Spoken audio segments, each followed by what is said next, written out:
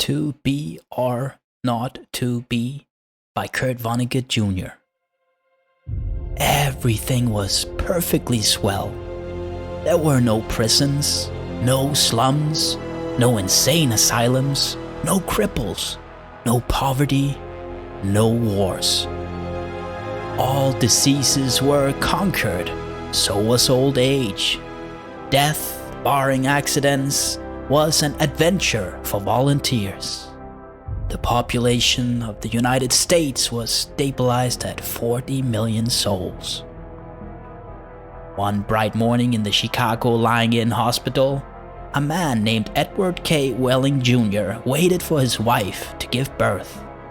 He was the only man waiting. Not many people were born a day anymore. Whaling was 56, a mere stripling in a population whose average age was 129. X-rays had revealed that his wife was going to have triplets. The children would be his first. Young Whaling was hunched in his chair, his head in his hand. He was so rumpled, so still and colorless as to be virtually invisible. His camouflage was perfect, since the waiting room had a disorderly and demoralized air too. Chairs and ashtrays had been moved away from the walls. The floor was paved with spattered drop cloths.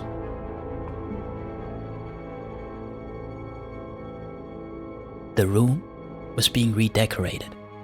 It was being redecorated as a memorial to a man who had volunteered to die. A sardonic old man, about 200 years old, sat on a stepladder painting a mural he did not like.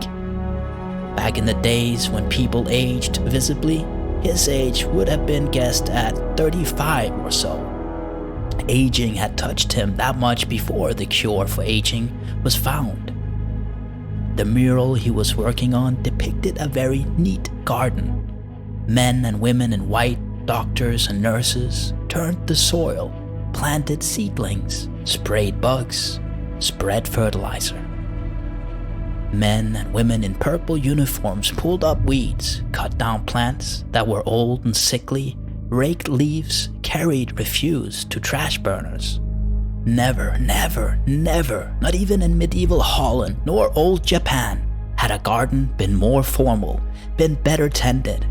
Every plant had all the loam, light, water, air, and nourishment it could use. A hospital orderly came down the corridor, singing under his breath a popular song. "If you don't like my kisses, honey, here's what I will do. I'll go see a girl in purple, kiss this sad world toodaloo. If you don't want my lovin', why should I take up all this space? I'll get off this old planet. Let some sweet baby have my place." The orderly looked in at the mural and the muralist. "Looks so real," he said. "I can practically imagine I'm standing in the middle of it." "What makes you think you're not in it?" said the painter. He gave a satiric smile. "It's called the Happy Garden of Life, you know." "That's good of Dr. Hitz," said the orderly. He was referring to one of the male figures in white, whose head was a portrait of Dr. Benjamin Hitz, the hospital's chief obstetrician. Hitz was a blindingly handsome man. "A lot of faces still to fill in," said the orderly. He meant that the faces of many of the figures in the mural were still blank. All blanks were to be filled with portraits of important people of either the hospital staff or from the Chicago office of the Federal Bureau of Termination. "Must be nice to be able to make pictures that look like something," said the orderly. The painter's face curdled with scorn. "You think I'm proud of this daub?" he said. "You think this is my idea of what life really looks like?" "What's your idea of what life looks like?" said the orderly. The painter gestured at a foul drop cloth. "There's a good picture of it," he said. "Frame that and you'll have a picture a damn sight more honest than this one." "You're a gloomy old duck, aren't you?" said the orderly. "Is that a crime?" said the painter. The orderly shrugged. "You don't like it here, Grandpa," he said. He finished the thought with the trick telephone number that people who didn't want to live anymore were supposed to call. The 0 in the telephone number he pronounced not. The number was 2BR not 2B. It was the telephone number of an institution whose fanciful sobriquets included Automat, Birdland, Cannery, Catbox, D-Louser, Easy Go, Goodbye Mother, Happy Hooligan, Kiss Me Quick, Lucky Pierre, Sheep Dip, Wearing Blender, Weep No More, and Why Worry? To be or not to be was the telephone number of the municipal gas chambers of the Federal Bureau of Termination. The painter thumbed his nose at the orderly. "When I decide it's time to go," he said, "it won't be at the Sheep Dip." "Ah, do-it-yourselfer, eh?" said the orderly. "Messy business, Grandpa. Why don't you have a little consideration for the people who have to clean up after you?" The painter expressed with an obscenity his lack of concern for the tribulations of his survivors. "The world could do with a good deal more mess, if you ask me," he said. The orderly laughed and moved on, wailing. The waiting father mumbled something without raising his head. Then he fell silent again. A coarse, formidable woman strode into the waiting room on spike heels. Her shoes, stockings, trench coat, bag, and overseas cap were all purple. The purple the painter called the color of grapes on Judgment Day. The medallion on her purple musette bag was the seal of the Service Division of the Federal Bureau of Termination, an eagle perched on a turnstile. The woman had a lot of facial hair, an unmistakable mustache, in fact. A curious thing about gas chamber hostesses was that no matter how lovely and feminine they were when recruited, they all sprouted mustaches within 5 years or so. "Is this where I'm supposed to come?" she said to the painter. "A lot would depend on what your business was," he said. "You aren't about to have a baby, are you?" "They told me I was supposed to pose for some picture," she said. "My name's Leora Duncan." She waited. "And you dunk people," he said. "What?" she said. "Skip it," he said. "That sure is a beautiful picture," she said. "Looks just like heaven or something." "Or something," said the painter. He took a list of names from his smock pocket. "Duncan, Duncan, Duncan," he said, scanning the list. "Yeah, here you are. You're entitled to be immortalized. See any faceless body here you'd like me to stick your head on? We've got a few choice ones left." She studied the mural bleakly. "Gee," she said, "they're all the same to me. I don't know anything about art." "A body's a body, eh?" he said. "Alrighty. As a master of fine art, I recommend this body here." He indicated a faceless figure of a woman who was carrying dried stalks to a trash burner.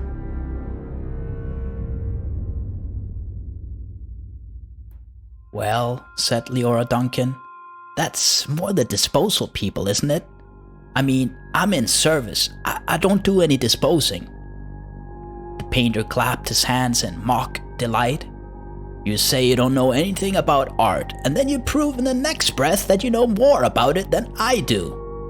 Of course, the sheave carrier is wrong for a hostess. A snipper, a pruner, that's more your line." He pointed to a figure in purple who was sawing a dead branch from an apple tree. "What about her?" he said. "You like her at all?" "Gosh," she said, and she blushed and became humble. That puts me right next to Dr. Hids."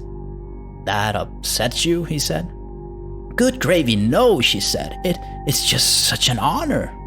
"Ah, you admire him, eh?" he said. "Who doesn't admire him?" she said, worshipping the portrait of Hids. It was the portrait of a tanned, white-haired, omnipotent Zeus, 240 years old. "Who doesn't admire him?" she said again. "He was responsible for setting up the very first gas chamber in Chicago." "Nothing would please me more," said the painter. than to put you next to him for all time, sawing off a limb that strikes you as appropriate? That is kind of like what I do, she said. She was demure about what she did. What she did was make people comfortable while she killed them. And while Leora Duncan was posing for her portrait, into the waiting room bounded Dr. Hitz himself. He was 7 feet tall and he boomed with importance, accomplishments, and the joy of living. "Well, Miss Duncan, he said, and he made a joke. "What are you doing here?" he said. "This isn't where the people leave, this is where they come in." "We're going to be in the same picture together," she said shyly. "Good," said Dr. Hitz heartily. "And say, isn't that some picture?" "Sure am honored to be in it with you," she said. "Let me tell you," he said, "I'm honored to be in it with you. Without women like you, this wonderful world we've got wouldn't be possible." He saluted her and moved toward the door that led to the delivery rooms. "Guess what was just born," he said. "I can't," she said. "Triplets," he said. "Triplets," she said. She was exclaiming over the legal implications of triplets. The law said that no newborn child could survive unless the parents of the child could find someone who would volunteer to die.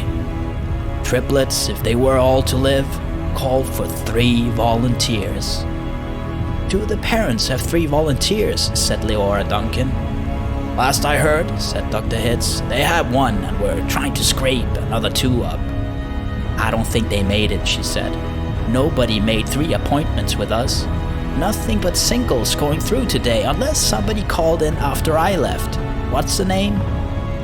"Whaling," said the waiting father, sitting up, red-eyed and frowsy. "Edward K. Whaling Jr. is the name of the happy father-to-be." He raised his right hand, looked at a spot on the wall, gave a hoarsely wretched chuckle. "Present," he said. "Oh, Mr. Whaling," said Dr. Hitz, "I didn't see you."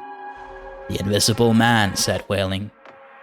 "They just phoned me that your triplets have been born," said Dr. Hitz. "They're all fine, and so is the mother. I'm on my way in to see them now." "Hooray," said Whaling emptily.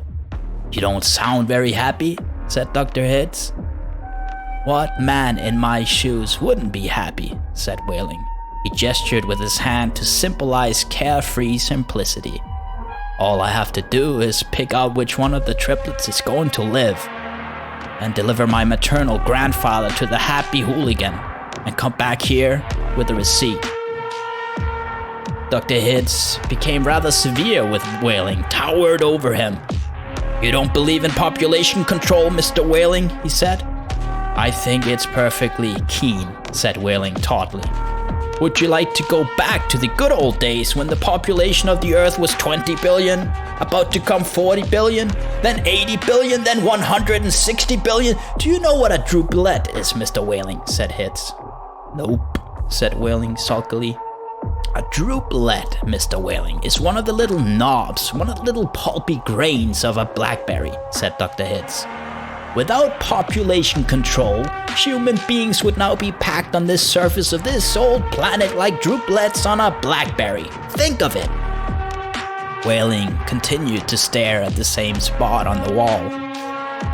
"In the year 2000, said Dr. Hitz, before scientists stepped in and laid down the law, there wasn't even enough drinking water to go around and nothing to eat but seaweed. And still, people insisted on their right to reproduce like jackrabbits, and their right, if possible, to live forever." "I want those kids," said Whaling quietly. "I want all 3 of them." "Of course you do," said Dr. Hitz. "That's only human." "I don't want my grandfather to die either," said Whaling.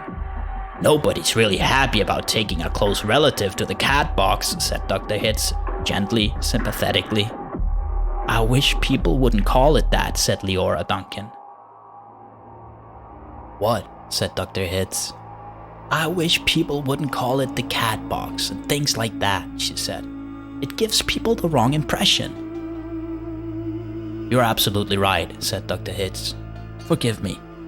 He corrected himself, gave the municipal gas chambers their official title. A title no one ever used in conversation. I should have said Ethical Suicide Studios, he said. That sounds so much better, said Leora Duncan. This child of yours, whichever one you decide to keep, Mr. Whaling, said Dr. Hitz, he or she is going to live on a happy, roomy, clean, rich planet thanks to population control. In a garden like that mural there. He shook his head. 2 centuries ago, when I was a young man, it was a hell that nobody thought could last another 20 years. Now, centuries of peace and plenty stretch before us as far as the imagination cares to travel. He smiled luminously. The smile faded as he saw that Whaling just drawn a revolver. Whaling shot Dr. Hitz dead. There's room for one. Great big one, he said. Then he shot Leora Duncan. It's only death, he said to her as she fell. There, room for 2. And then he shot himself, making room for all 3 of his children. Nobody came running. Nobody seemingly heard the shots. The painter sat on the top of his stepladder, looking down reflectively on the sorry scene. The painter pondered the mournful puzzle of life, demanding to be born, and once born, demanding to be fruitful, to multiply and to live as long as possible, to do all that on a very small planet that would have to last forever. All the answers that the painter could think of were grim, even grimmer surely than a cat box, happy hooligan and easy go. He thought of war, he thought of plague, he thought of starvation.